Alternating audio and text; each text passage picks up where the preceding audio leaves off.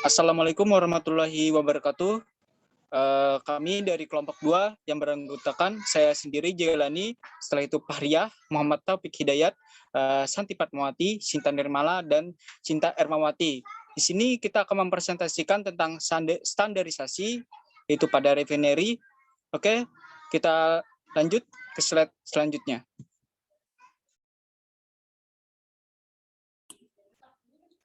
Oke. ISO adalah badan penetap standar internasional yang terdiri dari wakil-wakil dari badan standarisasi nasional setiap negara. Tujuan ISO adalah sebagai berikut: meningkatkan kredibilitas perusahaan, mendapatkan jaminan kualitas, meningkatkan kepercayaan, hemat biaya, mengoptimalkan kinerja karyawan. Jenis-jenis ISO yaitu ISO 9001, ISO 14001, ISO 22000, ISO 2800, ISO 5001, ISO atau IEC 27001. Yang selanjutnya ISO 17025. Selanjutnya yaitu ISO TS 16949. Tujuan perusahaan menggunakan ISO yaitu untuk menjamin mutu pangan serta keselamatan kerja di perusahaan, sehingga perusahaan dapat bersaing secara global.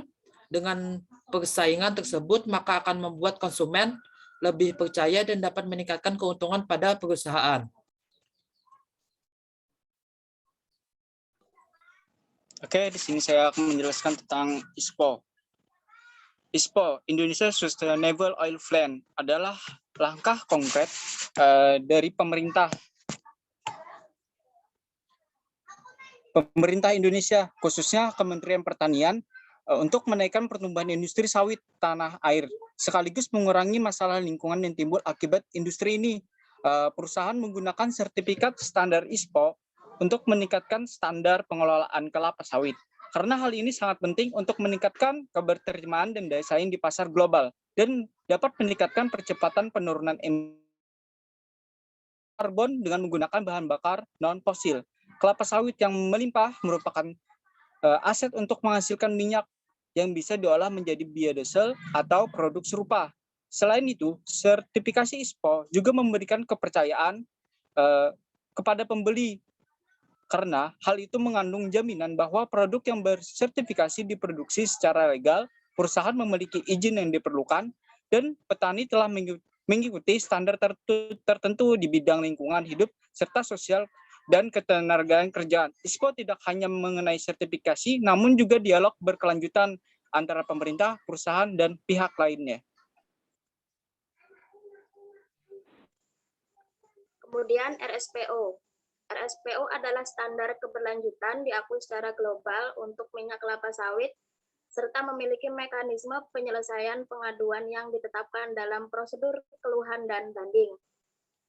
Tujuan RSPO yaitu mempromosikan praktik produksi minyak sawit berkelanjutan yang membantu mengurangi deforestasi, melestarikan keanekaragaman hayati, dan menghargai kehidupan masyarakat pedesaan di negara penghasil minyak sawit.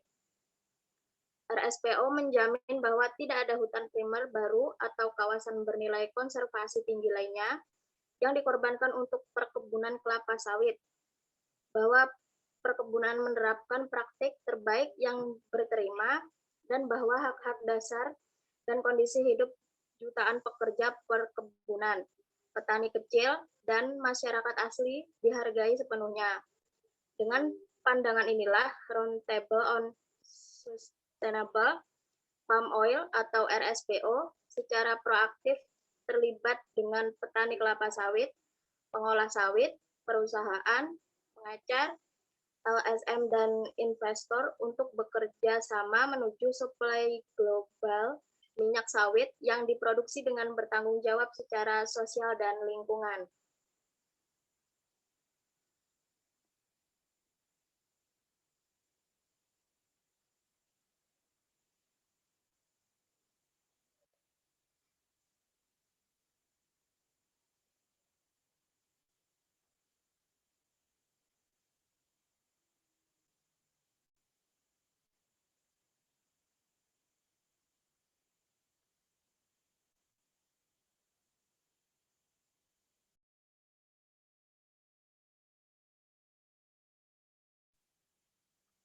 Santi, Sinta.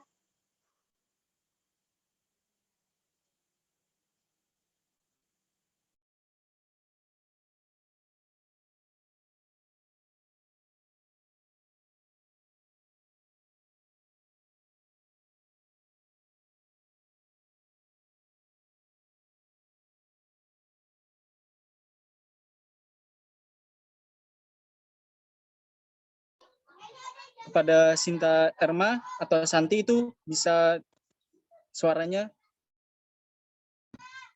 tidak HACCP atau Hazard Analysis Critical Control Point adalah suatu sistem jaminan mutu yang mendasarkan kepada kesadaran atau penghayatan bahwa hazard atau bahaya dapat timbul pada berbagai titik atau tahap produksi tertentu, tetapi dapat dilakukan pengendalian untuk mengontrol bahaya-bahaya tersebut. Manfaat dari HACCP yaitu yang pertama menjamin keamanan pangan memproduksi produk pangan yang aman setiap saat. Yang kedua, memberikan bukti sistem produksi dan penanganan produk yang aman. Yang ketiga, memberikan rasa percaya diri pada produsen akan jaminan keamanannya.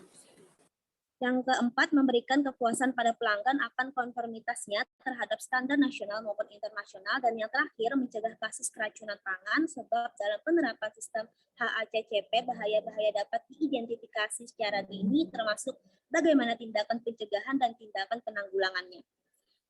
Alasan perusahaan memiliki sertifikat standar HACCP yaitu yang pertama antisipasi bahaya dan identifikasi titik pengawasan yang mengutamakan kepada tindakan pencegahan daripada mengandalkan kepada pengujian produk akhir. Yang kedua, sistem jaminan keamanan pangan yang zero risk atau tanpa resiko, tetapi dirancang untuk meminimumkan resiko bahaya keamanan pangan dapat diterapkan dalam rantai produksi pangan, mulai dari produsen utama bahan baku pangan atau pertanian, penanganan, pengolahan, distribusi, pemasaran hingga sampai kepada pengguna akhir. Yang ketiga, HACCP dikenal sebagai sistem keamanan pangan yang efektif, maka dengan menerapkan HACCP secara konsekuen, maka perusahaan jaminan pangan akan dapat memberikan kepercayaan pada pelanggan terhadap jaminan keamanan yang telah dilakukan dan akan memberikan kesan yang baik bahwa industri pangan yang bersangkutan memenuhi komitmen yang kuat dan profesional dalam menjamin keamanan pangan. Dan yang terakhir, dapat mendemonstrasikan bahwa sistem keamanan pangannya telah memenuhi persyaratan regulasi pemerintah dalam menjamin masyarakat terhadap kemungkinan timbulnya bahaya keamanan pangan.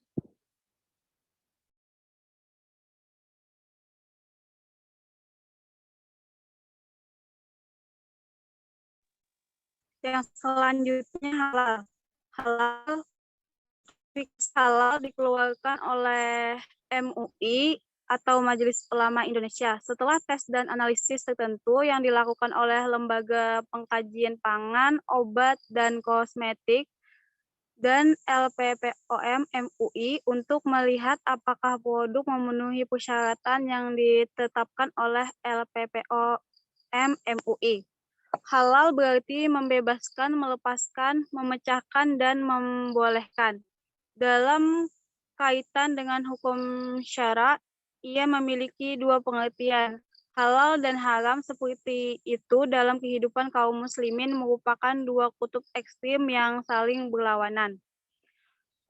Alasan perusahaan menggunakan standar halal adalah syarat utama dari produksi pada industri pangan, kosmetik, obat-obatan, serta barang-barang konsumsi pangan lainnya yang dapat dimakan dan digunakan langsung ke tubuh oleh penduduk muslim.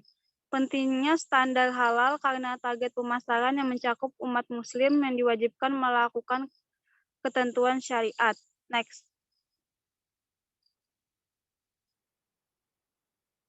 Kosher merupakan standar makanan yang telah disertifikasi dari para expertnya Yahudi dan telah ditetapkan dalam kitab milik Yahudi.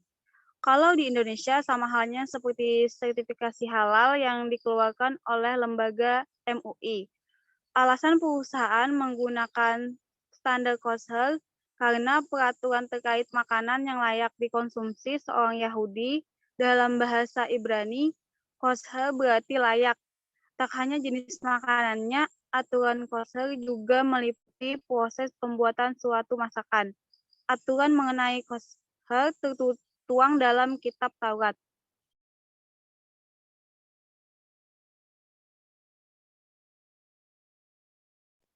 Ya, selanjutnya standar pengelolaan lingkungan. Sistem manajemen lingkungan adalah alat untuk mengelola dampak dari kegiatan organisasi di lingkungan. Hal ini memberikan pendekatan terstruktur untuk perencanaan dan menerapkan langkah-langkah pelindungan lingkungan. Sistem manajemen lingkungan atau SML membantu organisasi dalam mengidentifikasi, memantau, mengelola, dan mengendalikan isu lingkungan secara holistik.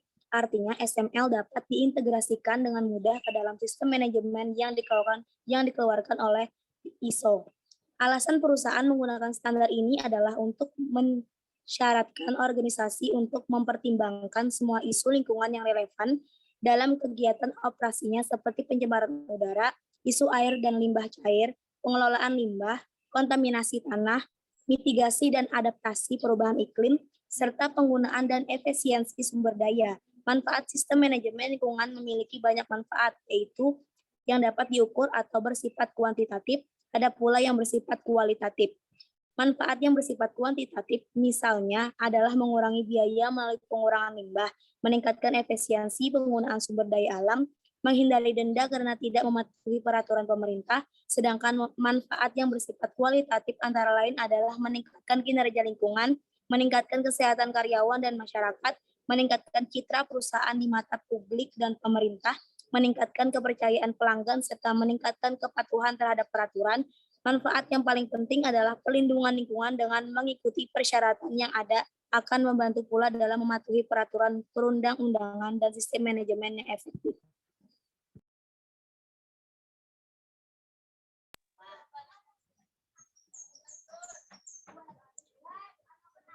Sekian dan terima kasih presentasi dari kelompok kami. Salah hilap, mohon maaf. Wassalamualaikum warahmatullahi wabarakatuh. Waalaikumsalam warahmatullahi wabarakatuh.